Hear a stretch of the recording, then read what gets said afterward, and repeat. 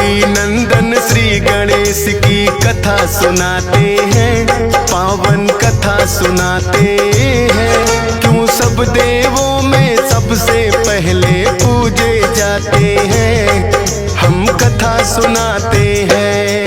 हे गणपति जी महाराज, मेरे बना दो बिगड़े काज। हे गणपति जी महाराज, मेरे बना दो बिगड़े काज।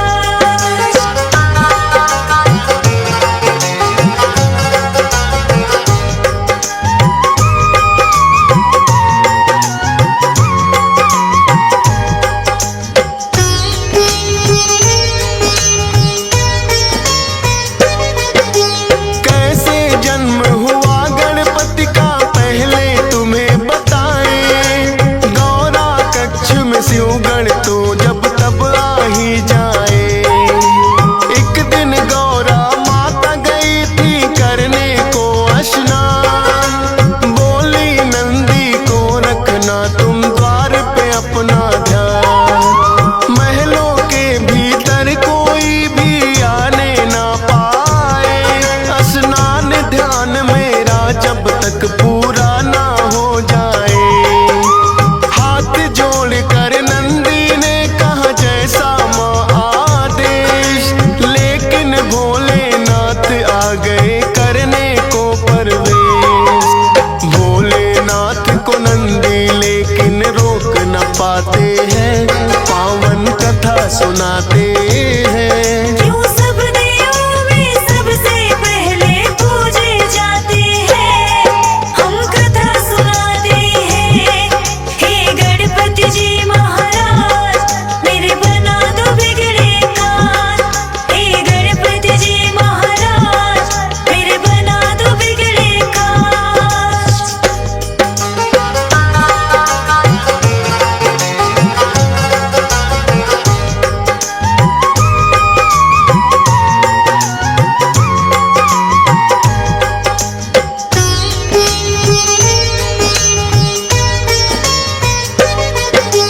गौरा ने कहा नंदी से क्यों ना मानी मेरी बात, बोले नंदी रोकूं कैसे खुद है भोलेनाथ। मन में गौरा माँ के तो है एक विचार आया, अपने उबटन से माने है पुतला एक बनाया। मंत्र शक्ति से पुतले में फूंक दिए हैं प्राण, शुभ मुहूर्त में माँ गौरा ने रखा गणेश है नाम। बोली माँ के आज्ञाकारी बनकर तुम रहना, है मेरा विश्वास मेरा तुम मानोगे कहना। हाथ जोड़ वो माँ गौरा को शीश नवाते हैं, पावन कथा सुनाते हैं। क्यों सब देवों में सबसे पहले पूजे जाते हैं, हम कथा सुनाते हैं। हे गणपति जी महाराज, मेरे बना दो बिगड़े काज। हे गणपति जी महाराज, मेरे बना दो बिगड़े काज।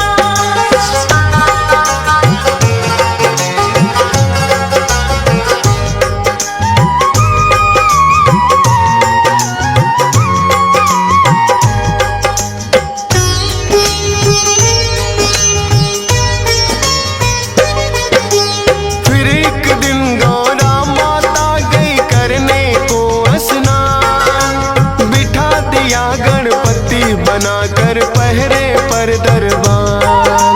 भोलेनाथ फिर महलों में जाने को आते हैं, बैठा कौन है बालक द्वार पे समझ न पाते हैं। पूछा भोलेनाथ ने कौन हो और कहाँ से आए, अपना परिचय गणपति ने भोले को दिया बताए। करने लगे प्रवेश वो भीतर, गणपति ने है रोका, कहने लगे भोले क्यों हमको तुमने है टोका। हम खुद स्वामी गौरा के जब मर्जी आते हैं, पावन कथा सुनाते हैं। क्यों सब देवों में सब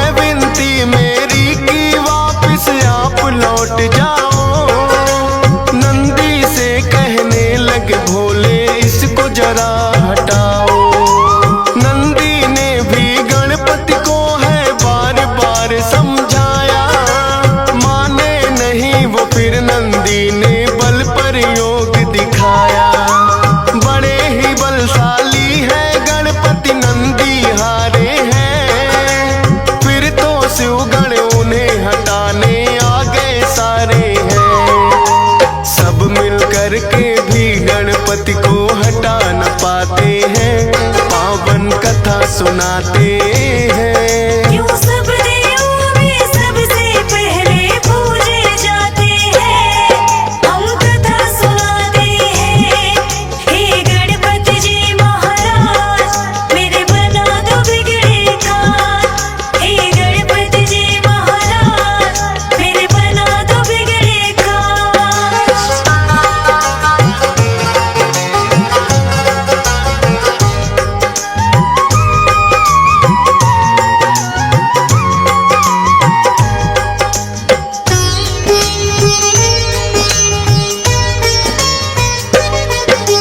फिर तो भोलेनाथ ने सब देवों को बुलाया था, सारे ही देवों ने गणपति को समझाया था।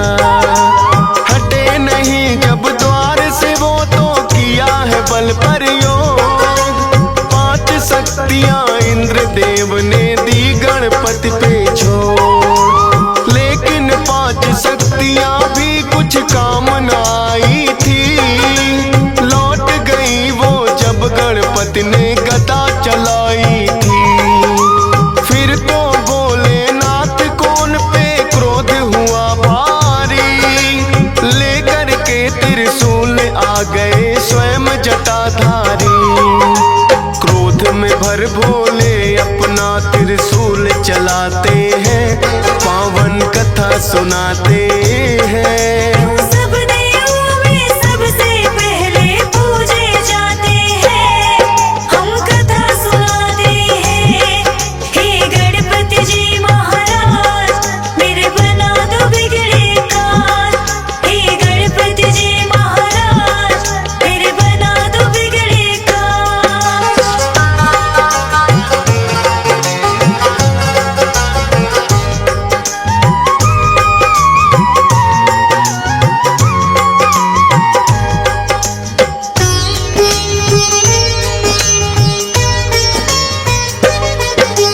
वारिस फिर त्रिशूल गर्दन हो गई थी न्यारी, गौरा माँ ने जब देखा तो रुदन किया भारी। बोली कि क्या किया आपने ये है भोलेनाथ, द्वार पालिए बन के खड़ा था मान के मेरी बात। लाल मेरे के प्राण तुम्हें वापिस होंगे लौटाने, रो रो करे बिलाप मगौरा बात नहीं वो माने। कहने लगे भोले गणेश का खंडित शीश हुआ, पीठ घुमा कर सोई हो जो बच्चे से माँ। उस बच्चे का शीश तो हम गणपति को लगाते हैं, पावन कथा सुनाते हैं। क्यों सब देवों में सबसे पहले पूजे जाते हैं, हम कथा सुनाते हैं। हे गणपति जी महाराज मेरे बना दो बिगड़े काज, हे गणपति जी महाराज मेरे बना दो बिगड़े काज।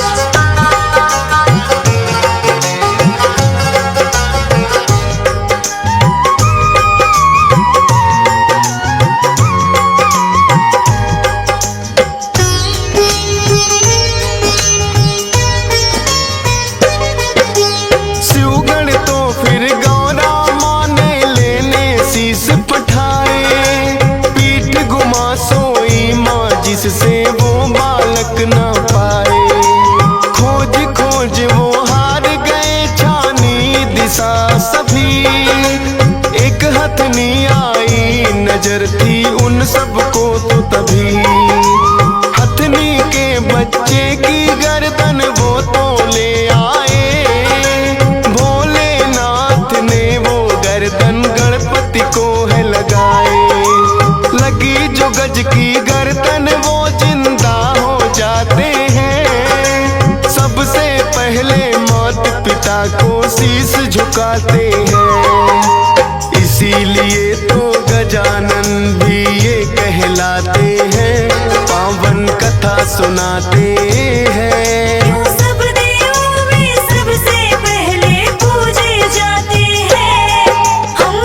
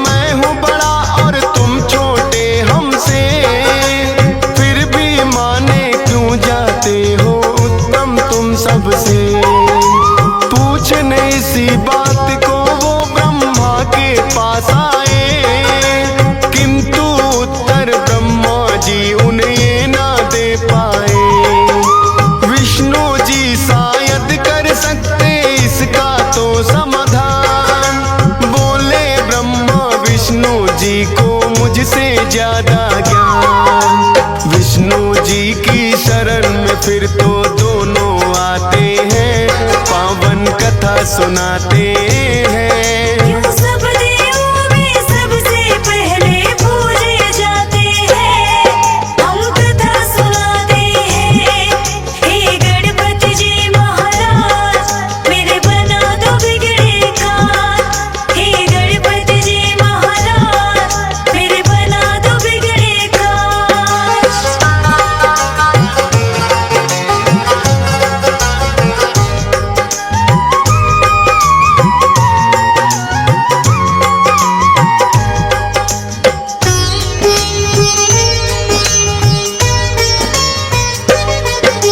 विष्णु जी तो दोनों को ही उत्तम बतलाए, लेकिन उनके उत्तर ये सहमत ना हो पाए।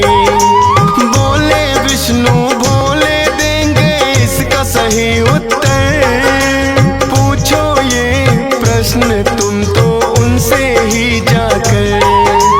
दोनों लेकर प्रश्न यही भोले के पास आए, सुनकर प्रश्न ये बोले जी भी है मुस्काए। बोले इस ब्रह्मांड का चक्कर उसे लगाना होगा, उत्तम साबित करना है उसे पहले आना होगा। अपने मयूर से ये सुनकर कार्तिक उड़ जाते हैं, पावन कथा सुनाते हैं। सब देवों में सबसे पहले पूजे जाते हैं, हम कथा सुनाते हैं। हे गणपति जी महाराज मेरे बना दो बिगड़े काज।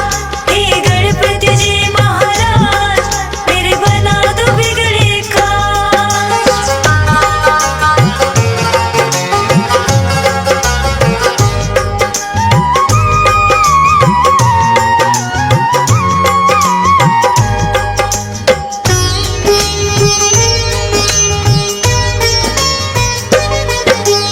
उड़े जो कार्तिक तो गणेश भी मन में मुस्काए, मूसक से तो पीछा मोर का किया नहीं जाए। अपने बुद्धि बल का फिर तो है प्रयोग किया, माता पिता का ही चक्कर गणपति ने लगा दिया।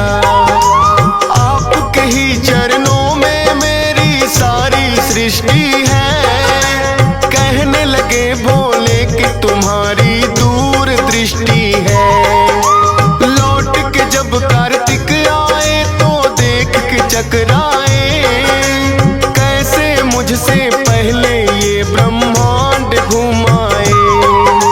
भोले जी फिर उनको किस्सा सभी बताते हैं, पावन कथा सुनाते हैं।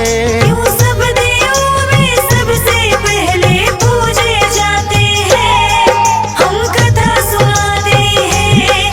हे गणपति जी महाराज मेरे बना दो बिगड़े काज। हे गणपति जी महाराज मेरे बना दो बिगड़े काज।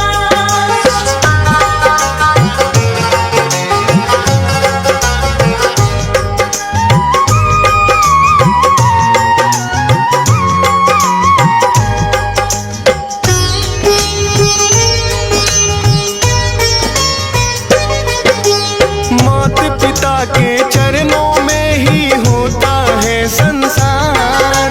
कार्तिक ने भी मान लिया है गणपति जी से हार। भोले ने वरदान दिया उत्तम कहलाओगे, सब देवों से पहले गणेश जी पूजे जाओगे। सब देवों ने गणपति की बोली है जय जयकार, इसीलिए इनकी पहले पूजा करता संसार। सद्बुद्धि के मालिक है गौरी नंदन ये गणेश, सत सत बार नमन करता है तुमको फौजी सुरेश। डीएस पाल से कितने सेवक महिमा गाते हैं, पावन कथा सुनाते